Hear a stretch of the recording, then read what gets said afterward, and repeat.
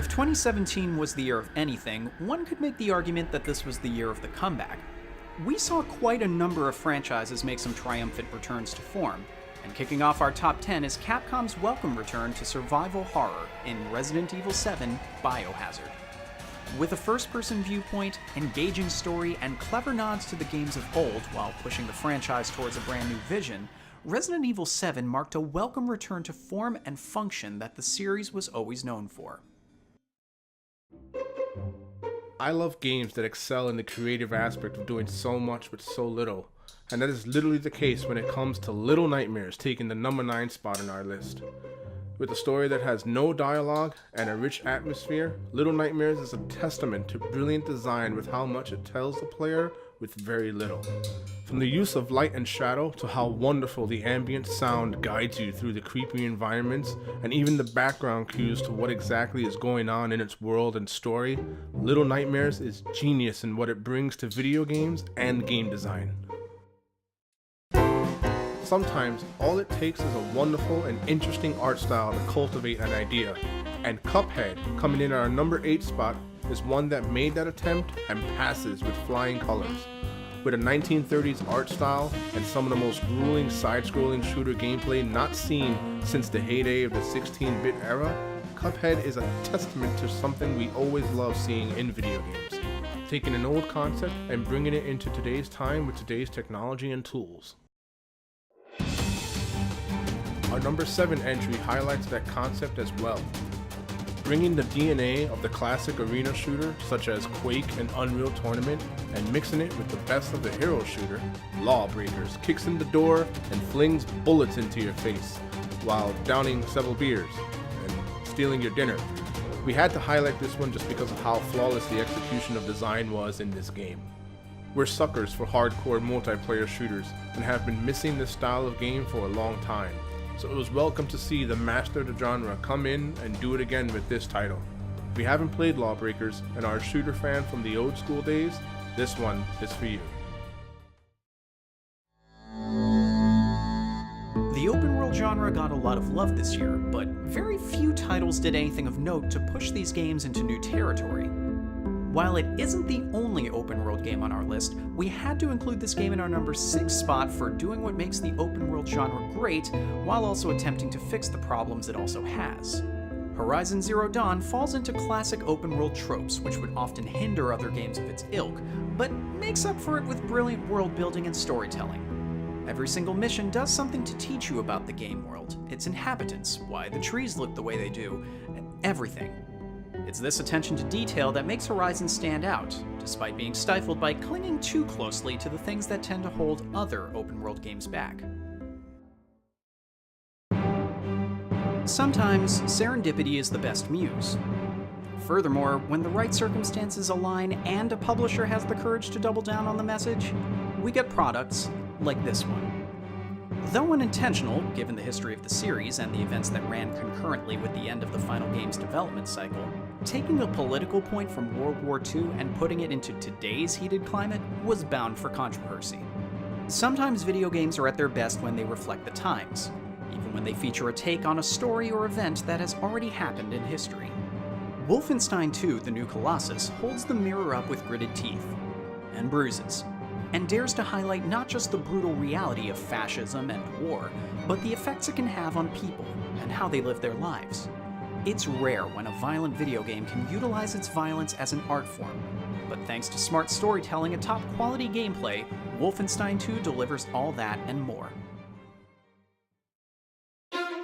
Go anywhere. Do anything. We hear this all the time when developers speak about their next open world entry, and then we get the game and are restricted by areas that have level blocks, or our gear isn't enough to progress through an area, and what should be a true open world adventure just becomes a funneled experience from point A to point B, just inside a sandbox we can't explore yet because the game dictates that we can't. Thankfully, Nintendo came along and gave us The Legend of Zelda Breath of the Wild and delivered on its promise.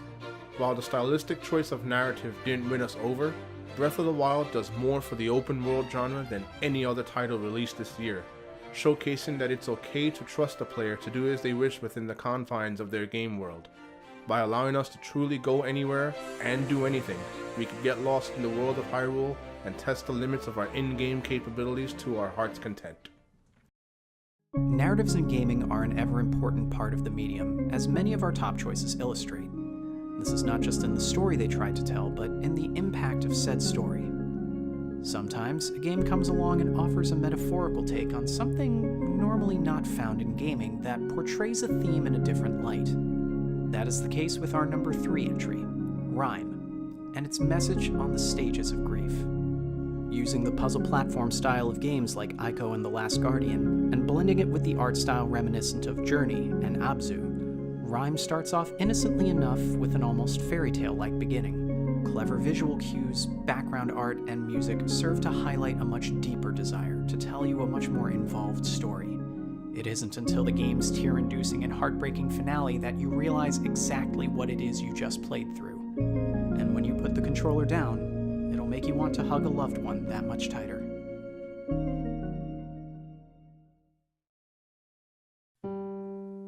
Our number 2 entry continues this idea of deep and meaningful narratives as we get a harrowing look into mental health and a personal battle with schizophrenia in Hellblade: Senua's Sacrifice.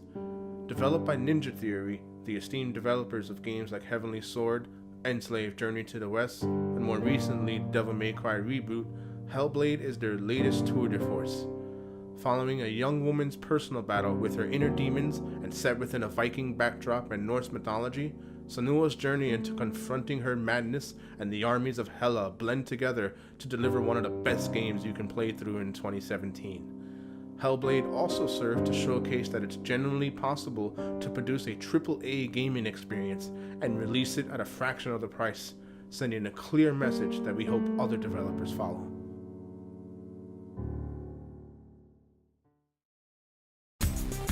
And now for this year's honorable mentions.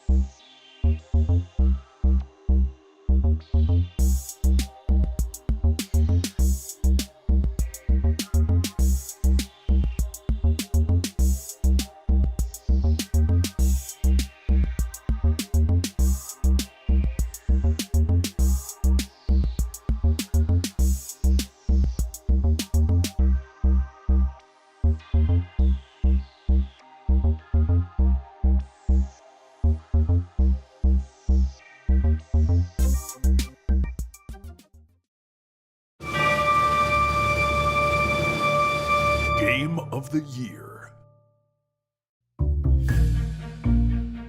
Let's start with the basics. It's a Mario game, so you already know it plays well.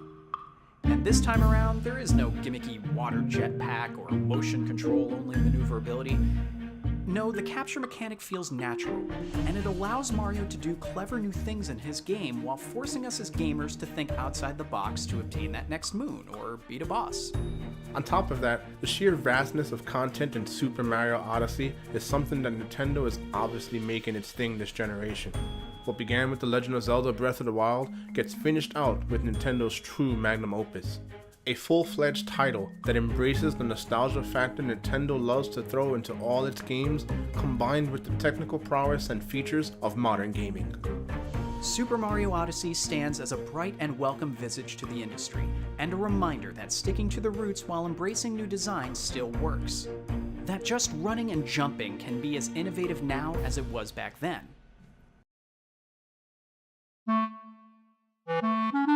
In a time where video games are often choked with big-budget titles that throw open worlds or DLC or force multiplayer at us and bog us down with microtransactions to get us to spend more money on it, Super Mario Odyssey reminds us that keeping it old school while embracing the achievements that new technology can bring video games still works. That even after 30 years, a video game can just be wholesome, good-hearted fun.